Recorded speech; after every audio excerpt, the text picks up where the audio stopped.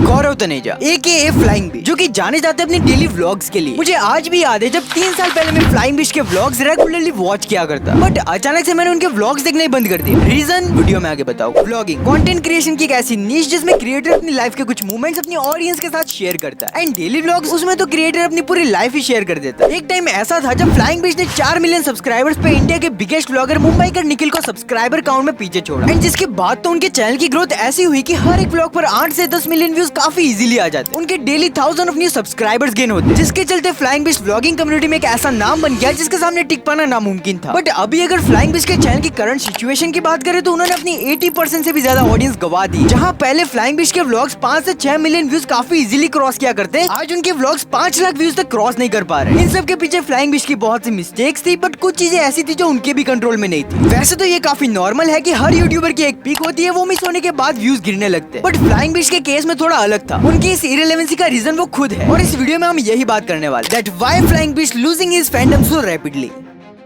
तो जब गौरव तनेजा ने फ्लाइंग बिश चैनल क्रिएट किया था तो उसकी इनिशियल ऑडियंस उन्हें पहले ही मिल गई थी उनके फिटनेस चैनल से। और नवंबर 2016 गौरव तनेजा ने फिट मसल टीवी के नाम से एक फिटनेस चैनल खोला, एंड उसपे वो फिटनेस रिलेटेड कंटेंट अपलोड किया करते। वहाँ उन्होंने decent amount of audience gain कर ली थी, जिसके चलते दिसंबर 2017 में उन्होंने फ्लाइंग बिश के नाम से एक व्लॉगिंग चैनल क्रिएट किया, एंड उनके एंटरटेनिंग व्लॉग्स के चलते फ्लाइंग बिश चैनल ने रॉकेट जैसी ग्रोथ अचीव कर ली। इसके जस्ट 3 साल बाद जुलाई 2020 फ्लाइंग बिश ने एक और चैनल क्रिएट किया with the name of raspberry के पापा, जिसपे वो गेम प्लेज अपलोड किया करते। इस चैनल पे पहले दिन ही मिलियन से ज्यादा सब्सक्राइबर्स गेन हो चुके थे बिकॉज ऑफ इस पॉपुलैरिटी। बट आखिर ऐसी क्या चीज थी जो उन्हें पॉपुलर बना रही थी? वो थी ऑडियंस के साथ उनकी रिलेटेबिलिटी। गौरव ने स्टार्टिंग में इंजीनियरिंग की, फिर एज अ पायलट वर्क किया, बॉडी बिल्डिंग किया, एंड नाउ वो एक यूट्यूबर है। इतना सब कुछ करने की वजह से उन्होंने अपने व्लॉग्स में एक वाइडर ऑडियंस को टारगेट किया, जिनमें से कुछ उनके इंजीनियरिंग पर्सनैलिटी, कुछ पायलट पर्सनैलिटी, एंड कुछ ऑडियंस ऐसी थी जो उनके बॉडी बिल्डर वाली पर्सनैलिटी से रिलेट कर पाती, जिसके साथ उनके व्लॉग्स के बाकी मेंबर्स भी एक ह्यूज रोल प्ले करते हैं इतनी large amount of audience attract करने के पीछे, जिसके चलते उनका हर एक व्लॉग मिलियन क्रॉस किया करता, एंड उनके सब्सक्राइबर काउंट तो मानो ऐसे बढ़ रहे थे कि उन्होंने अपनी नीश के बाकी पॉपुलर व्लॉगर्स को कब पीछे छोड़ा पता ही नहीं चला। डेली का एक व्लॉग आता जिसका ऑडियंस बेसब्री से इंतजार करती। दैट्स व्हाई उनको अपनी ऑडियंस की तरफ से काफी प्यार एंड सपोर्ट देखने को मिला। यहाँ तक सब कुछ सही चल रहा था। नाउ फास्ट फॉरवर्ड टू 2020, ये वही पॉइंट था जहाँ से सिचुएशन खराब होनी शुरू हुई। उन्होंने एक अनाउंसमेंट की कि वो एक कैंपेन चलाने वाले विद द नेम ऑफ देश का धोनी। इसमें वो धोनी को रिटायरमेंट ट्रिब्यूट देने के लिए Delhi to Chennai cycling ride करने वाले थे। उसके लिए उन्होंने इस कैंपेन का टीजर और ट्रेलर दोनों रिलीज की, बट ऑडियंस का इस कैंपेन को लेकर बहुत ही खराब रेस्पॉन्स था। उन्हें ये कैंपेन इलॉजिकल लगने लगा। उन्होंने कहा कि साइकिलिंग राइड करके क्या ही हो जाएगा। बहुत से लोगों ने ये तक कहा कि फ्लाइंग बिश के पास कंटेंट की कमी हो चुकी है, दैट्स व्हाई वे धोनी के नाम पे व्यूज मिल करने की कोशिश कर रहे हैं। इस कैंपेन के चलते उन्हें ऑडियंस की तरफ से बहुत ही बड़ा बैकलैश का सामना करना पड़ा, जिसके साथ हेट एंड उन्हें काफी ट्रोल भी किया जाने लगा। इनफैक्ट कैरी मिनाटी, जिसने डेली व्लॉगर्स पे एक पैरोडी वीडियो बनाई थी, उसमें उसने देश के धोनी कैंपेन को लेकर फन वे में थोड़ा मजाक उड़ाया। ये चीज फ्लाइंग बिश को काफी बुरी लगी और यहाँ भी एक ह्यूज कंट्रोवर्सी की शुरुआत हुई, जहाँ भी फ्लाइंग बिश का बहुत ही मजाक बना, एंड यहाँ उनकी खुद की ऑडियंस ने उनका सपोर्ट नहीं किया। लोग कहने लगे कि मजाक तो बनेगा ही अगर काम ऐसा करोगे तो। ये कैंपेन उनके YouTube करियर का सबसे बड़ा फेलियर था, एंड इसके बाद तो उनका राइज ही नहीं हुआ, जिस वजह से ऑडियंस ने फ्लाइंग बिश को देखना शुरू किया था। उनकी और फ्लाइंग बिश की रिलेटेबिलिटी वो भी दिन ब दिन खत्म होती जा रही थी। ऑडियंस का कहना था कि Gaurav Taneja day by day change होता जा रहा है। साथ ही साथ उनके religion and extreme political views की वजह से भी उन्हें काफी हेट रिसीव हुआ। कुछ लोगों का ये भी कहना है कि उनके व्लॉग्स कभी कभार चाइल्ड अब्यूजिव होते हैं, एंड एक और रीजन है जो उनके डाउनफॉल में एक ह्यूज रोल प्ले करता है, कंट्रोवर्सी। लाइक उनके YouTube करियर में इतनी कंट्रोवर्सीज हुई है जिसकी कोई हद नहीं है। एयरेशिया, ध्रुव राठी, पीपॉय, कैरी मिनाटी, एंड उनके गृह प्रवेश ट्वीट पर भी बहुत बड़ी कंट्रोवर्सी हुई थी। पीपल फार्म, जो एक एनिमल वेलफेयर ऑर्गेनाइजेशन है, जिसके ओनर ने फ्लाइंग बिश के एक बिजनेस देसी घी को लेकर भी कंट्रोवर्सी की। फिर 2022 में उनके बर्थडे पे उनकी वाइफ ने पूरी मेट्रो बुक कर दी। वहाँ भीड़ बेकाबू होने की वजह से आर्टिकल 144 के अंडर गौरव तनेजा को अरेस्ट किया गया, एंड वहाँ भी उनकी रेपुटेशन खराब हुई, जो कि उनका कंटेंट पर्सनैलिटी बेस्ड था। जैसे ही पर्सनैलिटी नेगेटिव हुई, ऑडियंस ने देखना बंद कर दिया। रही बात मेरी, तो मैंने फ्लाइंग बिश के व्लॉग्स देखना इसलिए बंद कर दिया बिकॉज मुझे उनके व्लॉग्स रिपीटेटिव एंड बोरिंग लगने लगे, एंड रिपीटेटिव कंटेंट भी एक रीजन हो सकता है उनके डाउनफॉल के पीछे। पहले मुंबई का निखिल का डाउनफॉल हुआ, अब फ्लाइंग बिश का मे भी आने वाले टाइम में सौरव जोशी का भी हो सकता है due to repetitive content. Because vlogging एक ऐसा जॉनर है जिसमें उनके साथ हर रोज कुछ नया एक्साइटिंग भी नहीं होता, फिर भी उन्हें अपने व्लॉग्स में सब कुछ एक्साइटिंग वे में दिखाना पड़ता है, एंड एक टाइम ऐसा आ ही जाएगा जब उनके व्लॉग्स रिपीटेटिव लगने लगेंगे। बाय द वे, तुम्हारा इस बारे में क्या ओपिनियन है? कमेंट सेक्शन में अपना ओपिनियन जरूर शेयर करना। मैं मिलता हूँ तुमसे ऐसी नेक्स्ट वीडियो में, तब तक के लिए स्क्रीन पर एक वीडियो शो हो रहा होगा, मैं तुमसे वहीं पर मिलूंगा। Thanks for watching.